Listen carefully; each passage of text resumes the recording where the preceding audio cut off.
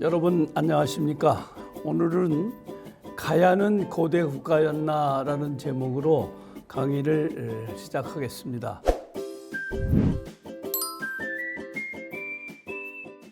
오늘 제가 말씀드릴 목차는 도대체 가야는 고대 국가라고 얘기를 했는데 국가라는 게 무엇인가 하는 거하고, 그래서 가야의 국가 정치체에 대해서 연맹체론과 고대 국가론이 있는데 그것이 어떻게 진행돼 왔고 그것을 고고학적으로 문헌적으로 어떻게 가야가 고대 국가를 이룩했나 하는 것으로 쭉 그 과정을 살펴보고, 그다음에 이제 가야는 과연 고대 국가였나를 증명해 보는 순서로 진행을 하겠습니다.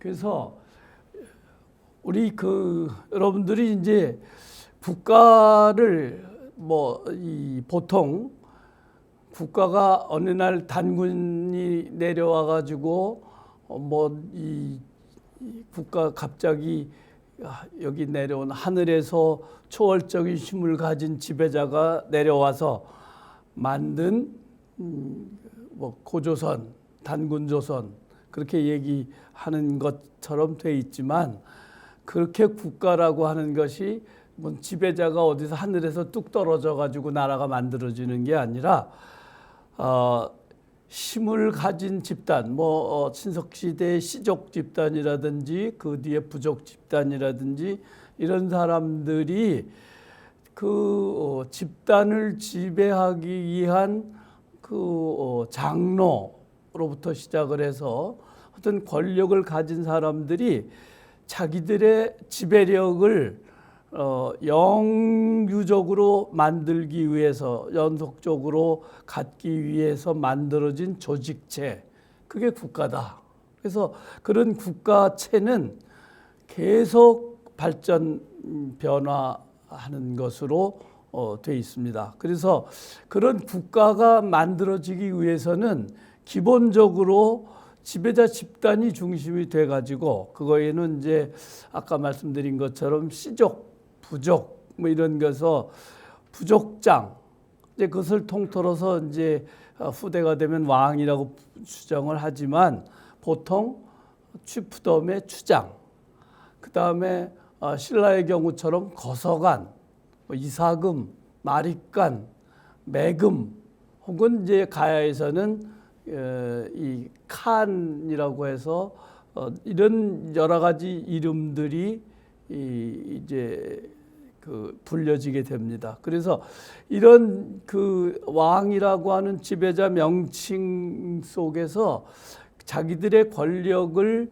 형성하기 위해서는 지배 장치가 필요하다. 그걸 국가 조직이라고 그러는데, 그래서 관료 조직이 있어야 되고 백성들을 다스리는 법금이라고 보통 얘기하죠. 법률 체계.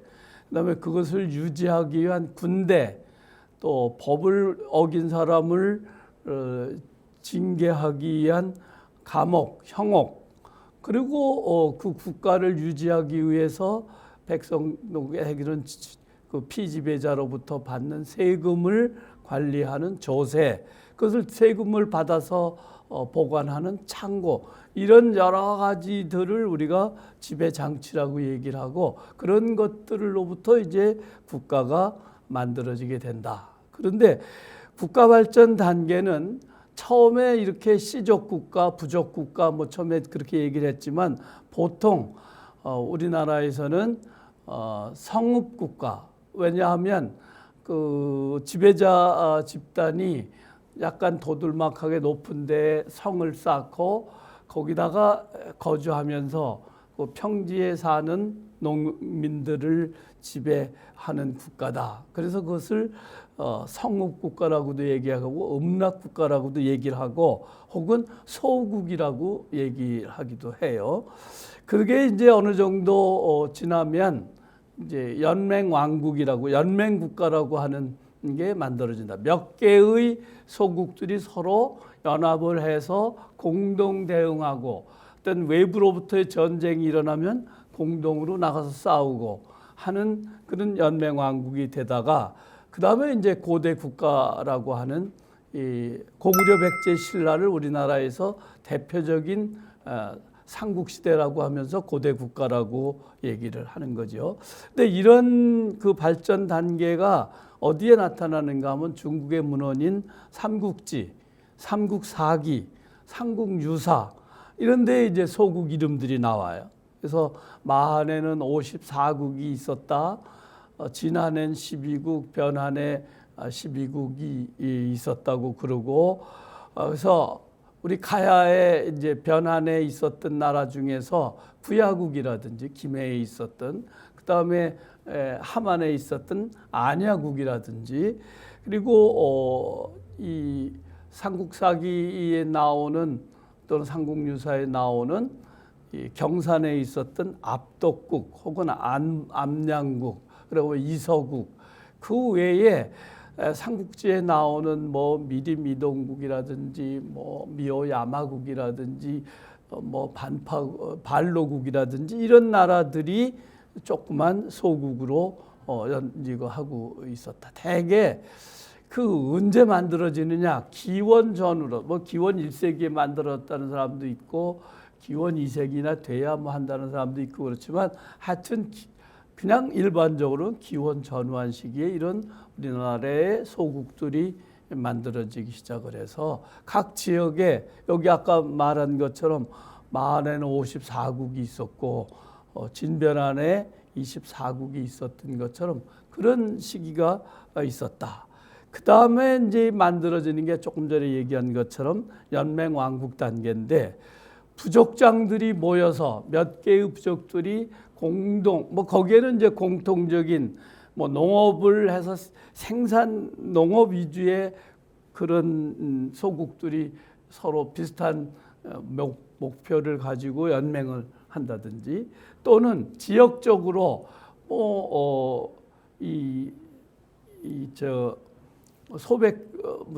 백두대간 안에 이 지역 영남 지역 혹은 낙동강을 중심으로 한 서쪽 지역 뭐 이런 지역적인 이점이나 자기들의 그 생산적인 기반이나 이런 것들을 중심으로 서로 모여서 연맹왕국을 만든다. 그래서 이제 부족장들이 모여서 왕을 선출하고 그러면 왕을 선출하게 되니까 왕권이 미약하고 부족장 세력들이 왕과 거의 동등한 세력을 갖는 게 연맹왕국이다.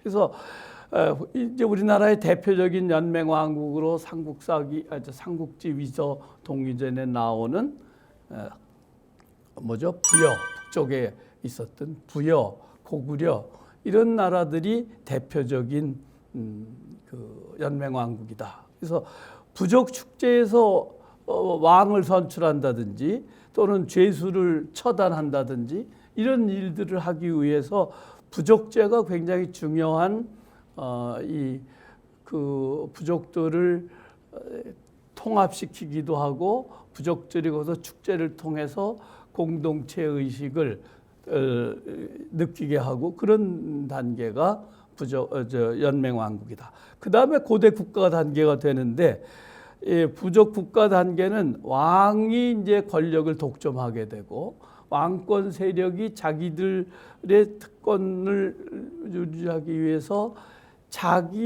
이제 아까 왕이 선출되고 그러면 어느 부족에서 왕이 선출될지 몰랐었는데 고대 국가가 되면 왕권이 세습된다. 그것은 부족장들의 권력이 약화가 되고 왕권이 강화되면서 그 가지고 있었던 연맹왕국 시절에 가지고 있었던 그 부족장들의 힘은 이제 관료제의 왕권 밑 하에서 그 왕 밑에 관료 체제로 들어가게 되는 것들이다. 그 우리나라에서는 고구려 백제 신라를 대표적인 고대 국가라고 얘기를 한다 그런 거죠. 자, 근데 가야가 이제 우리가 요즘 요 몇 년 사이에 가야가 굉장히 부각이 되고 열심히 연구를 했지만 가야가 본격적으로 우리나라에서 연구되기 시작하는 것은 여기 나오는 것은 70년대에 들어와서이다. 일제시대에는 일본 사람들이 임나일본부설을 주장하기 위해서, 증명하기 위해서 이게 뭐 가야는 옛날에 3, 4세기, 4세기에서 6세기까지 일본의 야마토 정권이 한반도를 점령하고 특히 가야 지역을 자기들의 그 조선 총독처럼 임나일본부를 만들어 지배했다. 가야는 물론이고 신라 백제까지 지배했다. 그런 것 때문에, 그리고 거기에 그런 내용들이 일본서기에 나온다고 하는 것 때문에 우리나라에서 해방된 이후에도 가야를 연구하는 것은 일본서기를 봐야 되는데, 일본서기를 거론하는 것 자체가, 요즘 다시 또 일본서기 뭐라고 그런다면 뭐 가야가 뭐 일본의 무슨 식민지인 것을 인정하는 것처럼 일부 하는 사람들이 떠들지만 그게 아니고, 해방 이후에도 그런 일본 서기를 거론하는 것 자체가 임나일본부를 인정하는 것처럼 돼가지고 가야를 연구할 수가 없었어요. 그런데 여기 나오는 것은 1977년 12월 24일입니다. 크리스마스 전날 고령에서 발굴을 했는데, 여기는 신문에 일면 톱 기사로 이렇게 20여 명 순장 가야고분 발굴하고 나왔어요. 그때 제가 이 발굴에 참여를 했어요. 대학 3학년 때. 그래서 이제 여기는 20여 명이지만 발굴이 끝나지 않아서 나중에 봤더니 한 40여 명을 순장한 고분이 나왔어요. 그래서 이제 가야가 지금까지 알고 있었던 것보다는 훨씬 더 발전돼 있었다고 하는 것을 알겠어요. 이게 44호분. 그래서 중앙에 가운데 석실이 3개가 있고 그 주변을 빙 둘러싸고 32개의 순장곽이 만들어진 거예요. 이런 것들이 다 순장곽들이죠. 그래서 보면 여기에 이제 주인공이 들어가는 방이고, 이런 것들이 32개의 순장곽과 주인공 발치와 머리맡에도 순장자가 있고 창고를 지키는 순장자도 있고, 그래서 정확하게는 36명인데 아마 40여 명 순장한 것이다, 이렇게 알게 됐어요. 그래서 가야가 아까 이게 가야를 뭐 그렇게 현찮게 생각을 했는데 상상에도 안 나오니까 실제로 고고학적인 증거를 보니까 굉장하구나 하는 것을 알게 됐어요. 그런데 그 다음에 그 해 1977년에 천관우라고 하는 그 학자가, 이 사람은 동아일보 논설위원을 했던 언론인이었는데 복원가야사라는 논문을 써서, 그때까지 아까 말씀드린 것처럼 가야를 연구하려면 일본 서기에 가야 기사가 많이 나오니까, 삼국사기에도 가야 편이 없고, 삼국유사의 일부 가락북기라고 하는 고려시대 금관주 지사, 여기 김해시장이 쓴 그런 책만 있는 상태에서 가야 책이 없었는데, 가장 가야에 대한 기록이 많이 나오는 게 일본서기라고 하는 일본의 역사책이에요.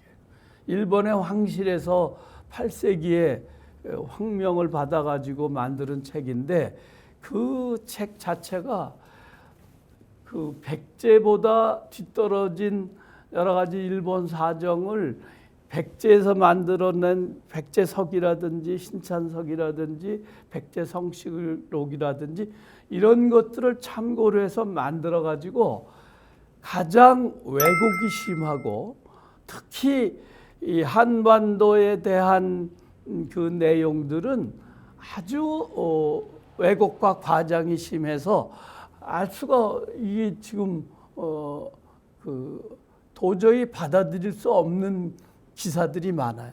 그래서 오늘날까지도 가야라고 얘기를 이제 하게 되면 뭐 일본 서기를 인정하는 것처럼, 뭐 특히 뭐 이 다라라든지 뭐 기문이라든지 이런 것들을 얘기를 하면 일본서기를 인정하고 임나일보를 인정하는 거라고 얘기를 해서 오늘날도 문제가 되지만 사실은 이때 1977년에 천관우라고 하는 학자가 복원가야사라는 3편의 논문을 썼어요. 거기서 뭐라고 그랬냐면 일본 서기에 나오는 기사들은 백제사나 백제기나 백제 역사책을 갖다가 베껴서 백제가 가야를 침공하고 백제가 신라를 침공하고 하는 그런 내용들을 마치 일본이 자기들이 가야를 점령한 것처럼 썼다. 그러니까 일본이 주체로 한 내용을 백제로 바꾸면 그 일본 서기에 나오는 내용들도 사료로서 인정을 할 수 있다. 사용할 수 있다. 그런 논문을 썼어요. 나중에 여기 나오는 가야사 연구라는 책으로 묶어서 냈지만 그 이후부터 문헌에서도 이제 일본 서기를 가야를 연구하는데 이용할 수 있었어요. 그때부터 이제 본격적으로 가야사를 연구하는 문헌, 그리고 고고학적으로는 아까 봤던 이런 가야의 그다음에 45분에서는 뭐 금동 관식도 나오고 그래서 굉장히 좋은 이제 가야가 본격적으로 연구되기 시작을 했다. 그런데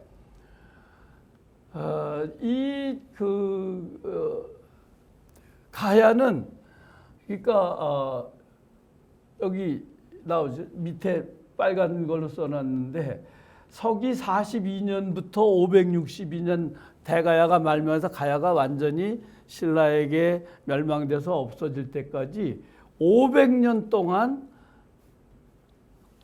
연맹왕국이었다. 그런 거예요.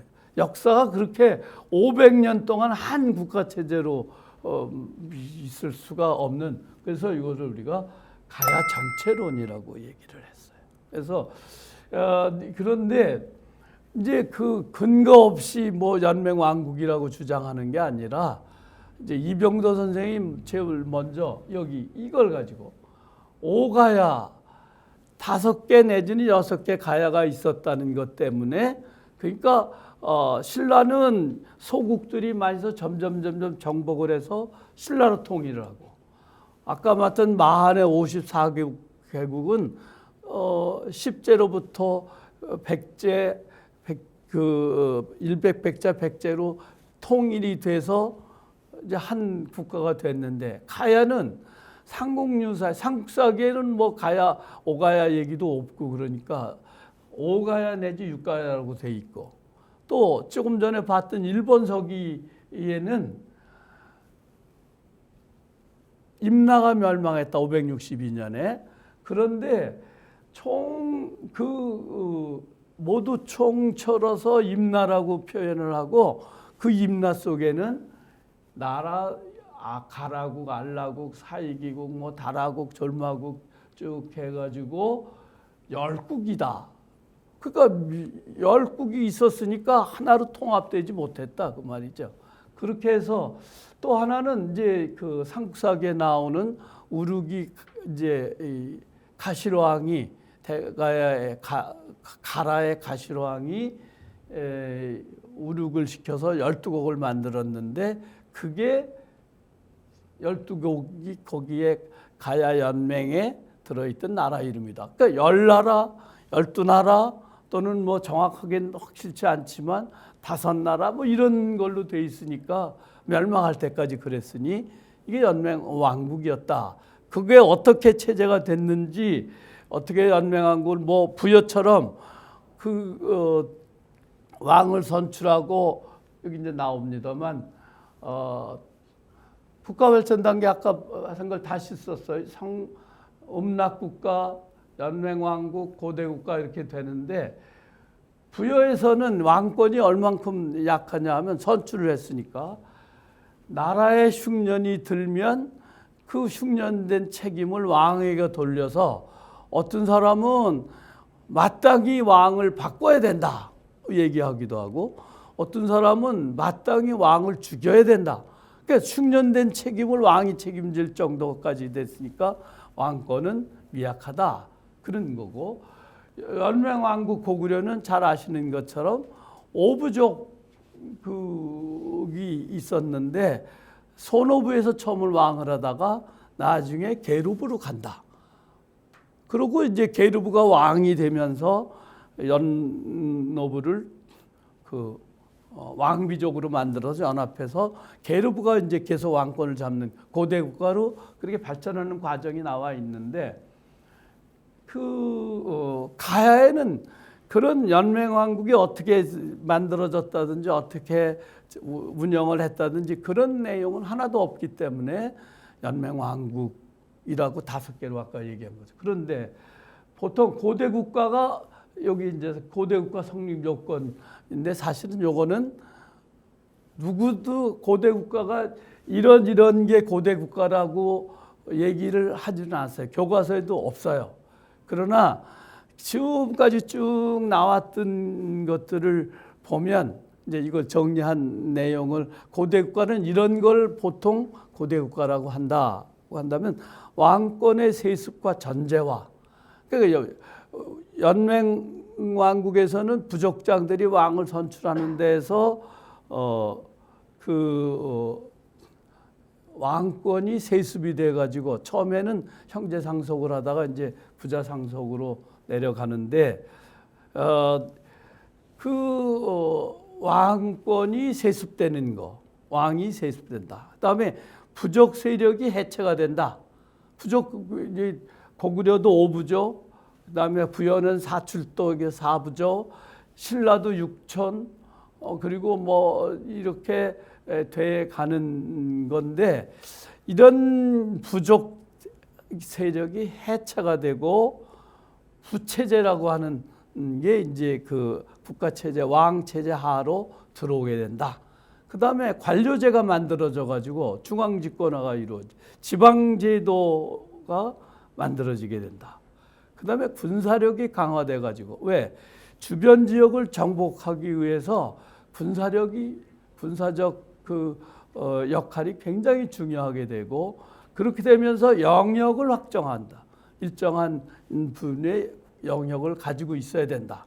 그리고 그 다음에 왕족이 특별하다고 하는 것을 만들기 위해서, 물론 왕족의 그 족속 신화이긴 하지만 그게 국가 신화 체계로 만들어진다.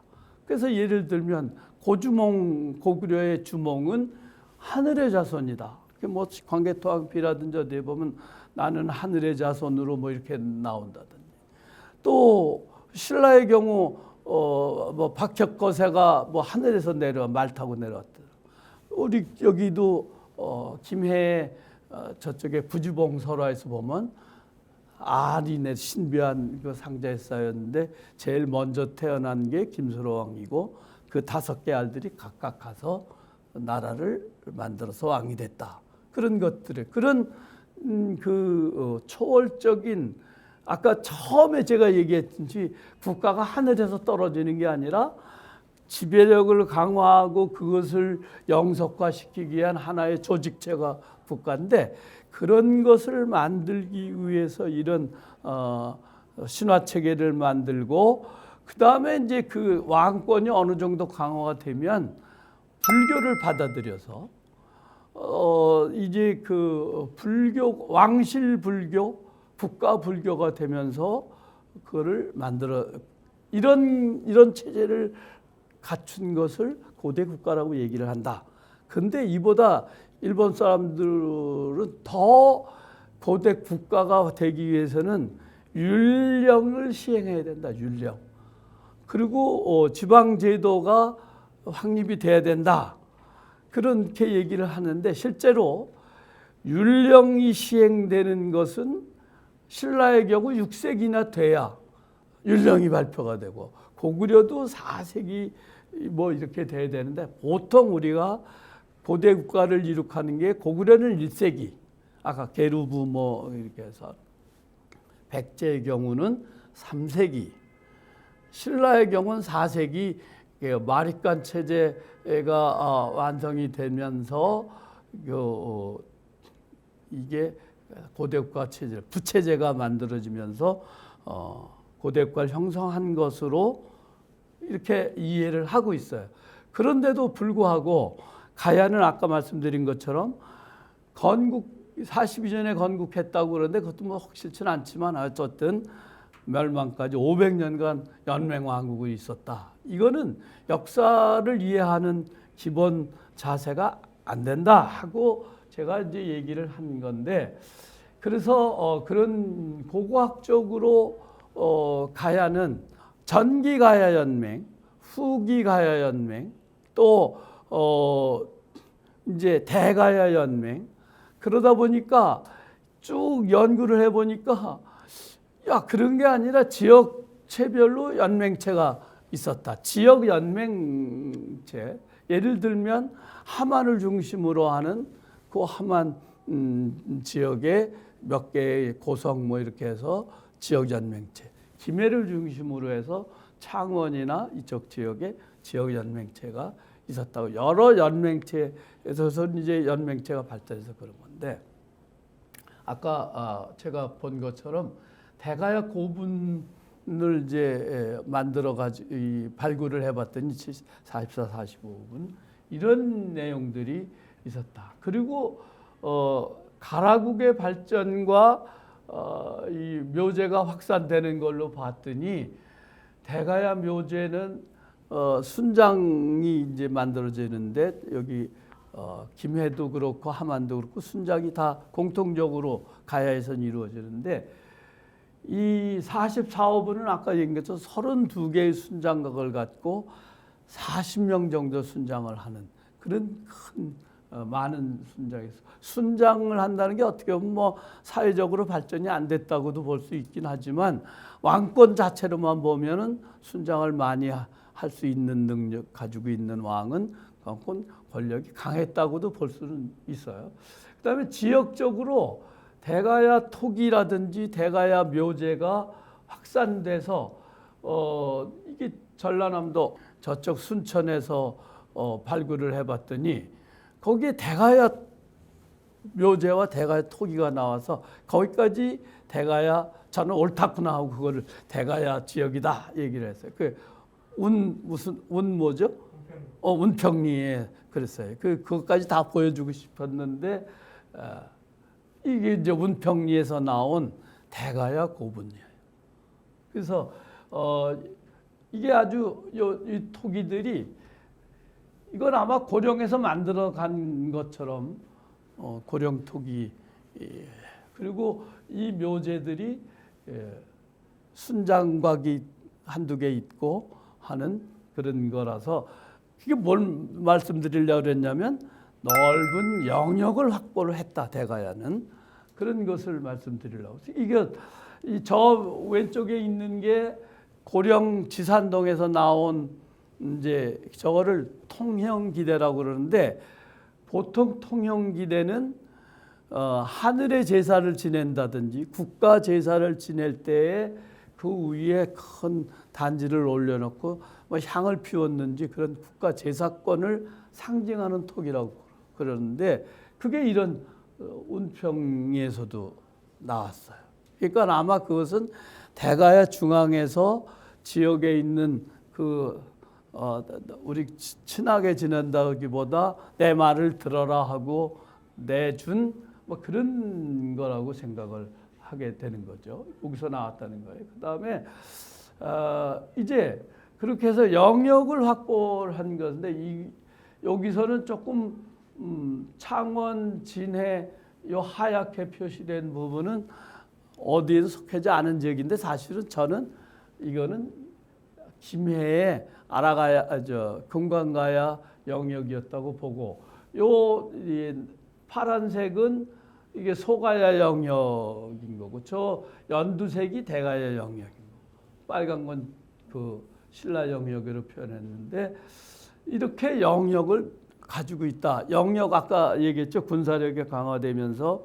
그래서 이거는 사실은 고령에서 만드는 거기 때문에 여기 뭐 여수, 순천, 이런데 그 저쪽까지 쭉 해서 너무 과장된 면도 있긴 하지만 하여튼 이렇게 넓은 영역을 가지고 있었다. 근데 그 이제 지금까지 봐왔던 이런 고대 국가 성립 요건 쭉 있는 것 중에서 특히 국제 무대 공인, 오늘날 현대 국가에서도 유엔에 가입되지 못한 국가는 국가로서의 역할을 잘 할 수가 없어요. 근데 여기 이제 나오는 것처럼 고대 국가의 가야가, 특히 대가야가 이제 고대 국가를 일으켰다는 증거가 뭐가 있냐? 왕위가 세습됐다. 이거는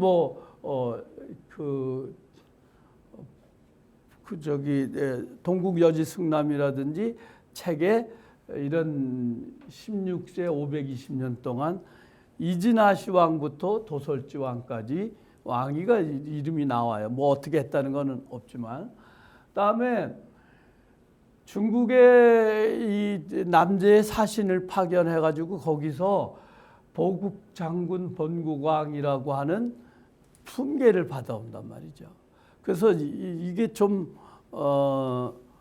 이게 무슨 중국의 속국인 것처럼 이해할 수도 있지만 그 당시로서는 중국이 유엔이에요. 중국이 국제사회에서 인정을 받으려면 중국에서 인정을 받아야 국제사회에서 국가로서의 역할을 하는데 그걸 중국의 품계를 받아옴으로써 국제사회의 공인이 된 거죠. 유엔에 가입했다 그 말이죠. 그 다음에 그런 그 공인된 것을 중심으로 대왕이라고 하는 말을 쓴다. 신라의 경우 이게 그 국제 공인을 받고 고구려부터 이제 신라를 한강 유역을 점령한 다음부터는 진흥대왕 이런 대왕이라는 말을 쓰나 태영 무열대왕 이렇게 쓴단 말이죠.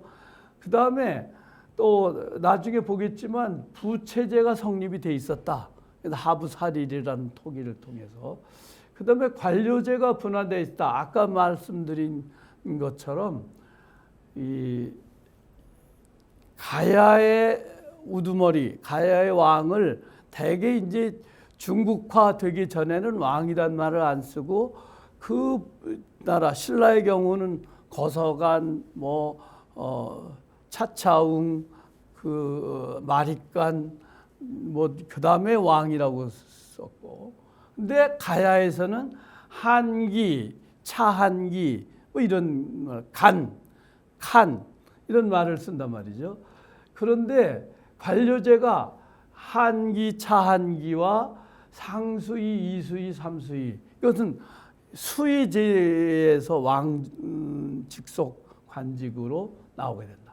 그 다음에 신화체계가 굉장히 중요한 여기 5번에 나오는 것처럼 신화체계를 확립했는데 대가의 경우는 정변모주 건국신화를 만들었어요. 그 전에 여기 구지봉에 김해에 있는 구지봉에 김수로왕 수로가 있는데 그거 잘 아시는 것처럼 부관들이 모여서, 부관은 부족장들이죠. 각 촌장들이 모여서 하늘의 제사를 지내고 아까 연명왕 시대 그렇다고 그랬잖아요. 그래서 하늘에서 큰 그 보자기가 내려와서 가봤더니 보라색 끈에 서서 열어봤더니 알이 5개, 6개 들어있더라. 그거는 부족장들이 많은 연맹왕국 시대의 건국신화인 거죠. 그래서 이제 정견모주 신화는 가야산신인 정견모주가 여신이죠. 하늘의 감흥을 받아서 그 똑같아요. 고주몽 신화가 금화왕의 딸 무슨 부인이죠?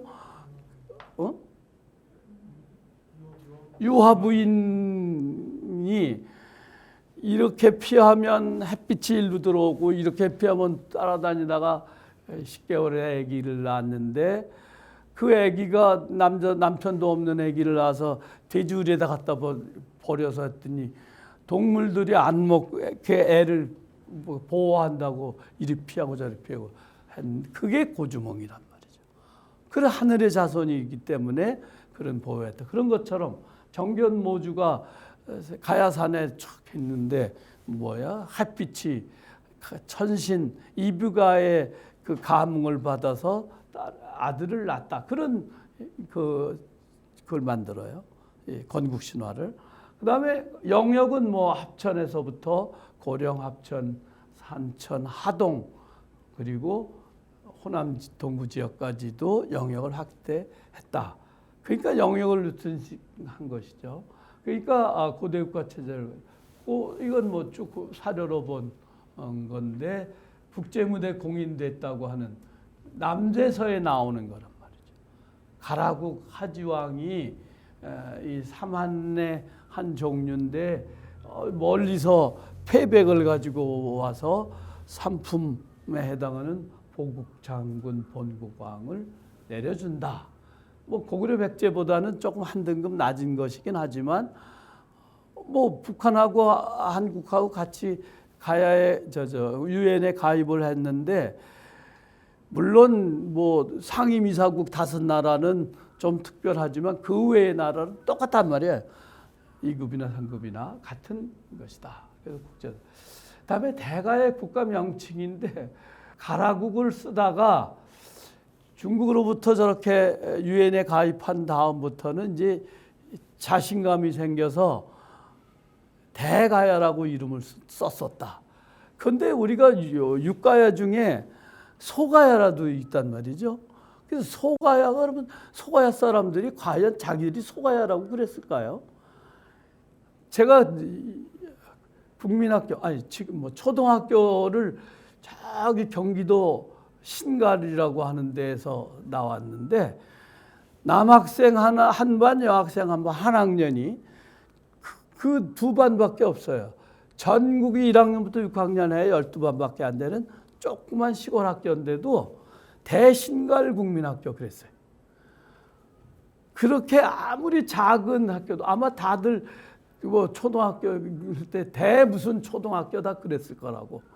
그랬는데 자기들을 소가야라고 얘기를 했을까요? 그건 안 했을 거라고. 그러니까 후대에 나온 개념이라는 것을 잘 적였는데 그럼 대가야도 그러면 후대에 나온 개념이냐 하면은 여기 나온 것처럼 원래 대가야 국이었는데 이 진흥왕이 침공을 해서 이사부 장군이 총대장이고 사다함이 쫙 특공대를 5,000명 데리고 가서 문에다가 확 꽂았더니 대궐문에다가 그 깃발을 꽂았더니 대가야 사람들이 무서워서 항복을 했다. 그런 얘기가 나와. 그래서 대가야 군이라고 대가야 군을 만들었단 말이에요. 대가야 군. 그러니까 거기는 대가야였었다. 그러니까 가라국인데 유엔에 이제 국제사회가 등장하고 나서 자신감에서 대왕이라는 말도 쓰고 대가야라는 나라 이름도 대가야라고 그랬다. 그래서 신라가 어떻게든 신라의 경우도 보면 사로국이다 무슨 계림국이다 뭐 여러 나라 금성국이다 나를 쓰다가 이게 지중왕 때 들어와서 주변을 통합하고 우경도 하고 그때 순장도 금하고 그러면서 뭐라고 그랬냐면 나라를 신라로 확장을 했어요. 그 뭐 한문추투로 덕업일신 망나사방 해서 왕의 정치가 하루하루 매일 새로워져서 전 사방에 퍼져나간다. 그런 뜻으로 날일자 이 범나할 때는 나자를 써서 신라라고 정했단 말이죠. 그런 것처럼 그리고 그전까지 마립간이라고 부르던 매금이라고 부르던 왕의 이름을 왕으로 부르겠단 말이죠. 지증왕으로. 이거는 남제서의 아까 그 내용이었고, 근데 이제 건국 신화 얘기인데 이건 이제 이진아 씨가 이 형제를 낳았는데 맏아들인 뇌질청에는 대가야의 왕이 되고 또 동생인 뇌질청에는 금강가의 왕이 됐다. 이것은 그 전까지는 금강가야가 중심이 돼서 이제 금강가야의 동생으로 돼 있었는데 그거를 극복하기 위해서 자기들이 우위인 것처럼 만드는 그런 것들이다. 그래서 아까도 잠깐 얘기를 했지만 하늘의 자손이다. 이거 하늘의 자손을 표방하는 것이죠.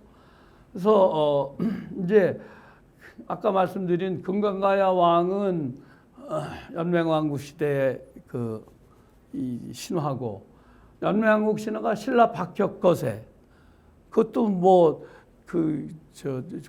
부천 여러 이 부족장들이 모여서 하늘에 제사를 지낼 때 그런 일이, 석탈에 살아 기말지 설아 다 이 연맹왕국 시대의 왕들이 신화에 해당이 된다. 그런 것들을 김씨가 제일 나중에 등장한 김할지 김씨가 정권을 잡아서 왕위를 세습하고 점점 정복을 해나가면서 고대국가를 이룩하게 하는 그 과정을 보여준다. 이게 이제 가야산 산들이 쭉 영산이라고 보통 그러는데, 이게 그 전설적으로 내려오는 가야산에 있는 정견모주가 그 하늘의 신과 소통을 했다는, 감흥을 받았다는 가마바위라고 그래.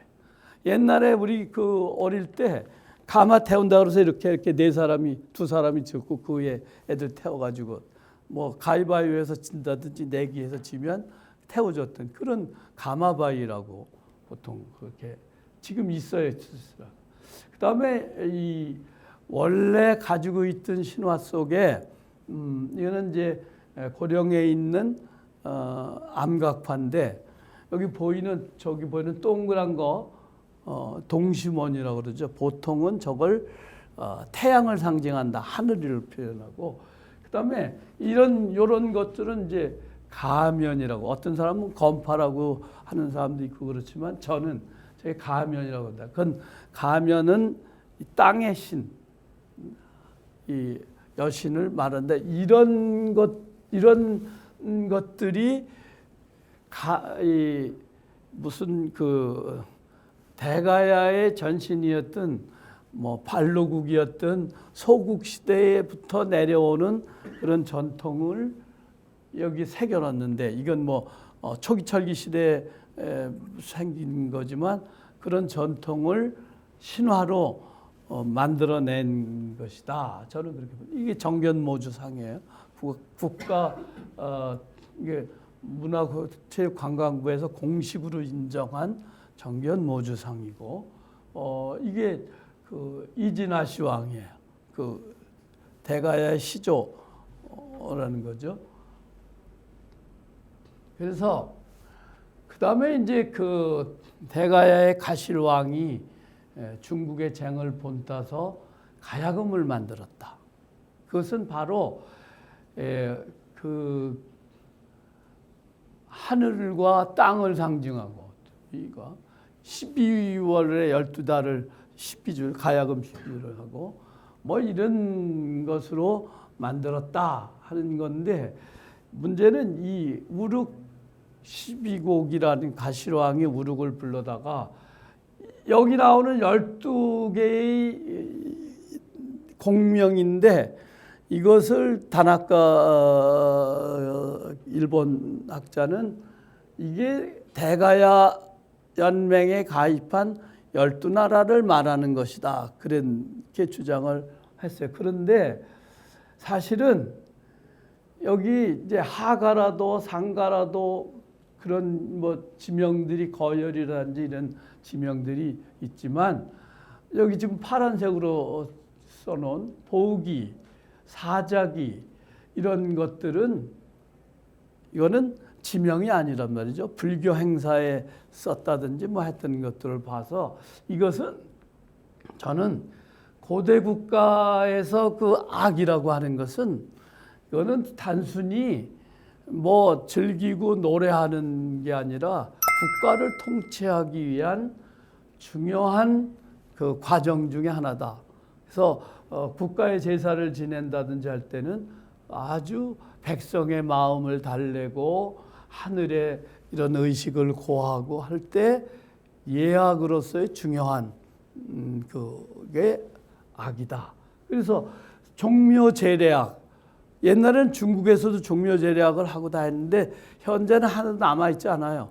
그래서 우리나라만 종묘제례악이 그대로 원형을 가지고 있어서 세계 무형유산으로 됐죠. 그래서 대가야의 천하관과 통치 이념을 이 가락 12국, 우룩 12국에 갖다 녹여낸 거예요. 가실왕이 자, 우리가 다 이걸 통합을 해서 고대국가를 이룩했으니 중요한 지역을 대한민국이라는 노래를 만들듯이 대가야라고 하는 이런데 중요한 상가라도는 중심지인 고령, 하가라도는 어딘지 모르지만 부도시, 뭐 부산, 뭐 서울, 부산 이런 것처럼 그렇게 해서 다리라든지 중요한 지역을 한 것이라고 저는 이제 그렇게 보고 있어요. 자, 그래서 가야금 이거는 뭐 우룩의 기념탑이지만 우룩이 어디 갔어? 우룩이 이렇게 생겼대요. 이것도 초상화인데 가야금 연주하는 거 이건 종묘제례악을 지금 시연하는 거죠. 그래서 그다음에 그 관직의 분화와 부채제인데 관직이 그 일본석이 이제 또 일본석이 사용했다고 또 일부 이제 반대하는 사람들은 뭐 이의를 제기할지 모르지만 일본석이 내용이 가야를 잘 이렇게 연구하는데 필요한 내용이면 써도 돼요. 그게 뭐 친일파하고 뭐 그러는 거 아니라고요. 근데 여기에 이제 보면 이거는 임나부흥회의라고 백제 사비에서 열리는 회의에 각 나라 대표들이 간 것이에요. 그래서 여기 하만에 있는 아라가야의 차한기, 그 다음에 가라의 상수이, 졸마의 한기, 뭐 한기아, 구나 이런 것들이 있어서 아까 맨 처음에 말씀드린 것처럼 상수이, 이수이 이런 것은 왕의 직속 관직 이름이다. 그러니까 그만큼 부족장 세력이 가지고 있던 관직과 왕 직속 관직이 분화가 됐다. 관료제가 만들어졌다는 것을 보여주는 거다. 그런 거죠. 그래서 여기 1번 수의 계열, 상수의, 이수의, 삼수의 이런 거는 국왕의 직속 기관이고 한기 계열, 한기, 차한기, 한기 이런 것은 족장 계열 관직이다. 하고 이건 뭐 노중구선이 그렇게 이제 했는데 저도 그걸 보인다. 그러니까 관직이 분화가 됐다. 그러니까 고대국가 아까 봤던 그런 이 요소를 갖췄다. 그래서 대가야식 금관과 금동관이 이제 그거 자료로 보면 있어요. 그래서 대가야에서만 아직까지는 금관이 출토가 돼요. 지금 국보 133호인 리움 미술관에 있는 가야금관, 고령에서 나온 거죠. 그 다음에 토기에 대왕이라고 하는 글씨를 쓴 고령 토기가 있고, 그 다음에 부채제를 저게는 하부사리리라는 그 토기에 그런 글씨를 쓴 게 나와요. 그 다음에 대가야 궁성지도 있고, 특히 요 며칠 전에 이제 크게 보도가 됐던 아라가야의 그 토성을 왕성 궁성을 이렇게 시구를 해봤더니 약 2.2km가 된다. 그런데 몽촌 토성이라든지 이 사비성이라든지 이런 그 토성들이 대개 2.2km에서 2km에서 2.5km 정도가 되는 걸로 봐서 아라가야의 그런 궁성도 위치를 가지고 있다. 그러면 또 금관가야의 이 봉황대도 그것도 되게 그렇게 넓지는 않지만 거기도 이런 이 건물지도 나오고 그런단 말이죠. 신라의 월성도 마찬가지고 그런 규모였다는 거죠. 이게 이제 저 왼쪽 게 아까 말씀드린 리움 미술관의 국보 134호 분관이고, 요거는 도쿄 미술관, 도쿄 박물관에 있는 오구라 컬렉션. 오구라라는 사람이 대구 그 전기회사 사장이었는데, 이 사람이 여기 대구에 있으면서 고령에서 뭐 이런 그 유물들을 많이 수집을 해가지고 왔어요. 요 왼쪽에 있는 게 45호분에서 나온 금동관식이고, 이건 이건 저 보물로 지정됐어요. 오른쪽. 이거는 지산동 32호분에서 나온 금동관. 이런 관을 썼다고는 신라의 출자형 금동관, 이제 요즘 뭐 왕이 썼다, 뭐 귀족이 썼다 논란은 있지만, 그래도 이런 정도의 관을 쓸 수 있을 정도의 왕권이었다면 고대관을 이룩할 수 있었다. 이게 신라의 금관이지만, 자, 요게 이제 이게 전형적인 고령토기예요. 대가야토기. 장경호라고 그러는데 물결미인데, 여기에 어디냐면 저 뚜껑하고 요 몸통에 여기요. 이렇게 썼어요. 대왕. 그러니까 이제 이거를 쓰는 순서가 특히 위에 거 같은 경우에는 이게 무슨 대자냐, 육자라고도 얘기해서 그렇게 이것도 순서가 뭐 틀린다고 그래서 이게 대왕이 아니라고 보는, 굳이 그런데 그냥 보면 이거 뭐라고 읽혀요? 읽는다면 그냥 처음 봤었으니까 대왕이죠. 그러면 그냥 대왕인 거예요. 대가에서는 대왕이라는 말 썼다. 신라에서 진흥대왕이다, 무열대왕이다, 문무대왕이다 하는 것처럼 그 자신에서 나온 거죠. 여기 이제 하부사릴이라는 거예요. 이건 이제 합천에서 나왔는데 이런 톡이에요. 뚜껑이 아니라 아가리 전에 이렇게 써 있어요. 이게 잘 안 보여서 하면 저렇게 하얗게 이제 분필을 붙인 건데, 아래 하자 부속할 때 그 부속이죠. 아래 하부 사리리.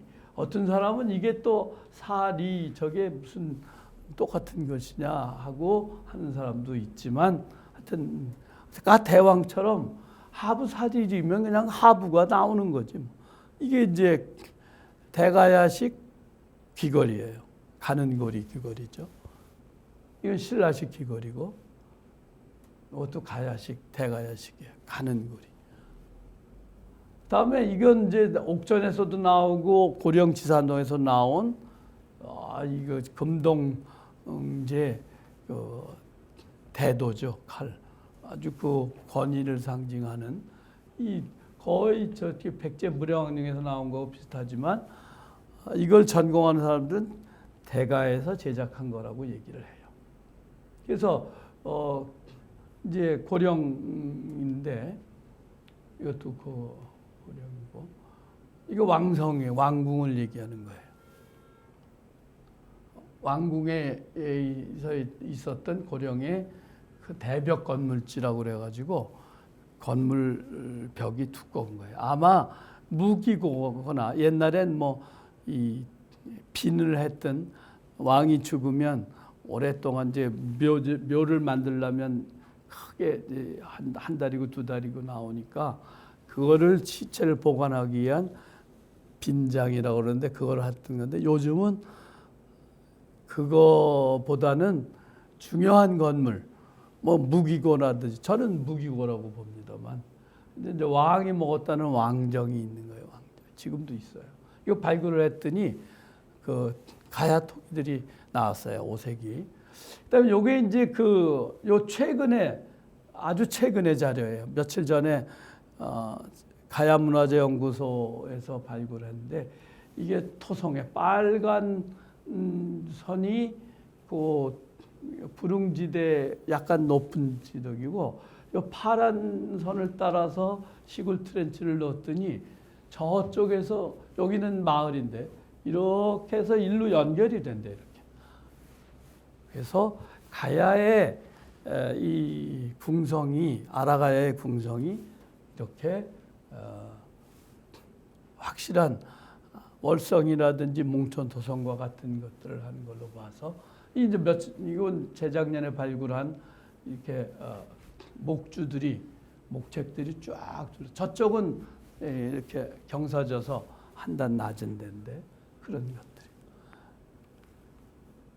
그래서 벽화고분과 대가야 불교 문화인데 불교가 대가야에 들어와 있었던 것을 아까 불교를 수용하면 이제 국가불교가 되고 왕실불교가 돼서 고대국가를 한다. 그런 고대국가를 이룩한 증거다. 그렇게 얘기를 했는데 고아리 벽화고분은 가야 지역에서 유일한 벽화고분이에요. 신라에도 뭐 저쪽에 순흥리에 두 개가 있지만 많지 않은 거죠. 그 다음에 저 월광태자 얘기가 나오는데 대가야의 마지막 왕자인데 그 합천 야로면에 월광사라고 하는 절이 있는데 거기에 3층 석탑이 있는데 대가야가 멸망 후에 월광태자가 출가를 했다고 그러는데 거기 3층 석탑이 남아 있는데 통일신라 양식이에요. 그래서 그 가야 양식하고는 조금 가야 양식이 뭔지는 모르지만 특히 여기 저 김해에 있는 무슨 장유산이 뭐 해서 장유 그 선상가 뭐 허황우가 올 때 불교를 가져왔다고 그래서 논란이 좀 되고 있지만 좀 믿을 수 없는 그때는. 그런데 어느 시기에 여기 이제 이게 주산성이고 고령 지역이고 여기 벽화고분이 있는데 이렇게 벽화고분 이게 문영왕릉하고 똑같은데 문영왕릉은 벽돌로 쌓지만 이 경우는 돌로 이렇게 쌓아가지고 천장에 벽화를 그렸어요. 이렇게 천정에 있는 연꽃을 그린 거예요. 그래서 이 연꽃을 가지고 불교를 전공한 사람들은 백제 연꽃이다, 고구려 연꽃이다 그러긴 하지만 이것이 불교를 상징하니까 아라가야에도 왜 그 뭐죠? 아라의 연꽃인가? 그래서 2000년 뭐 1500년 된 연꽃을 심어서 요즘 피워가지고 하만의 상징으로 많이 하잖아요. 그래서 그런 것들로 봐서 불교가 들어와 있었다고 하는 것을 한다. 이게 이제 월광사인데 여기 저기 탑이 하나 있죠. 이거 저기 3층 석탑인데 이건 통일신라 탑이지 이거는 아니. 그래서 그거를 믿을 수는 없는 거지만 하여튼 가야는 고대 국가였는가 고대 국가인가 할 때 가야의 고대 국가인 건 대가야만 제가 이제 그 고대 국가로 오늘 했었는데 지금 보니까 비슷한 게 대가야, 아라가야, 금강가야로 가로를 쳐놨습니다. 그래서 왕위가 세습되고 국제사회에 공인된 거는 대가야. 그래서 대가야는 대왕이라는 것도 사용하고 금관도 쓰고 부채제도 성립됐고 관료제가 분화됐고 신화체계도 확립되고 영역도 저 순천까지 돼 있고 그래서 대가야는 고대 국가가 확실하다.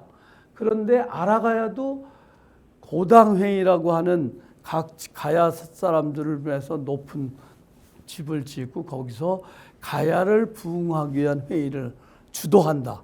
외교력이 굉장했던 거죠. 그 다음에 관료제도 분화되어 있다. 사비에 그 차한기가 아니라 이수희를 파견을 한다. 그리고 아라가야 왕성이 백제나 신라 왕성과 비슷한 규모를 가지고 있다.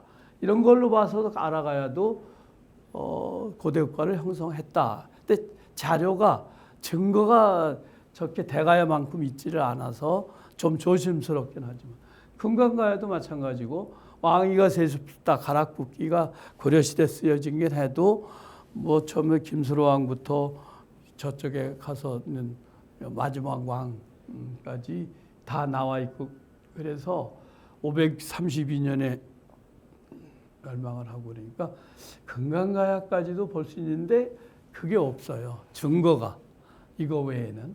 그래서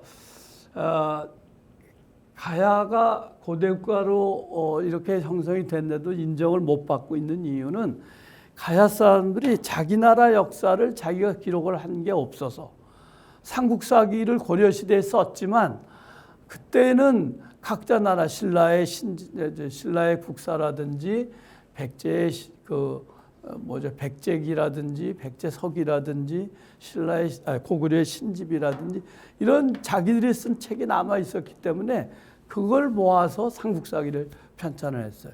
가야가 자기들이 쓴 책이 없으니까 가야가 삼국사기에서 빠져 있으니까 가야가 연명왕국으로 남아 있었던 걸로 얘기가 돼 있지만 가야는 고대 국가였다. 이렇게 하면서 마치겠습니다. 이거